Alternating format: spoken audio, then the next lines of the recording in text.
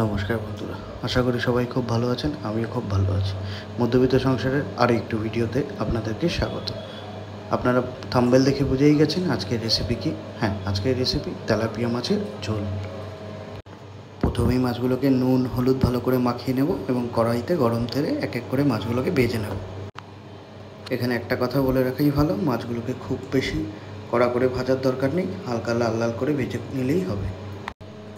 মাছগুলোকে দুই পিঠ ভেজে নিতে চলে আসুন মশলাগুলো বানিয়ে ফেলি। প্রথমে একটা ছোটো বাটিতে নিয়ে নেবো আদা রসুনের পেস্ট, জিরের গুঁড়ো, লঙ্কার গুঁড়ো এবং ধনের গুঁড়ো। ততক্ষণে মাছগুলো ভাজা হয়ে যাবে, মাছগুলো একটা বাটিতে তুলে নেব। এবার একই মাছ ভাজার তেলে দিয়ে দেবো কালো জিরে ফোড়ন এবং কেটে রাখা পেঁয়াজ কুচি। এবার পেঁয়াজটাকে ভালো করে একটু কষিয়ে নেব যাতে মশলা থেকে তেল ছেড়ে নেয় এবং পেঁয়াজটা ভালো করে ভাজা হয়ে যায়। এবার দিয়ে দেবো স্বাদ মতো লবণ দিলে পেঁয়াজগুলো একটু তাড়াতাড়ি ভাজা হয়ে যাবে।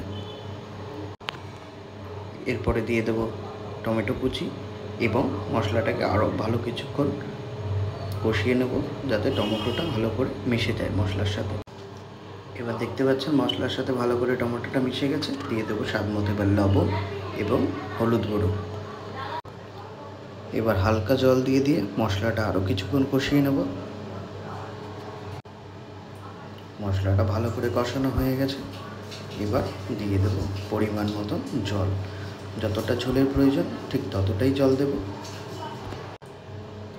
এবার এক এক করে মাছগুলোকে ঝোলের মধ্যে ছেড়ে দেব এবং 10 থেকে 15 মিনিট মাছটাকে ভালো করে ফুটতে দেব। ঠিক 10 থেকে 15 মিনিট ফুটিয়ে নেওয়ার পর ওপর থেকে দিয়ে দেবো ধনেপাতা কুচি, তাতে স্বাদ হবে দুর্দান্ত এবং দারুণ। এইভাবে আপনারাও বানিয়ে নিতে পারেন তেলাপিয়া মাছের ঝাল। অবশ্যই রেসিপিটা ট্রাই করুন এবং কমেন্ট করে জানাবেন আপনাদের কেমন লাগবে। সবাই খুব ভালো থাকবেন। দেখা হচ্ছে নতুন অন্য কোনো ভিডিওতে।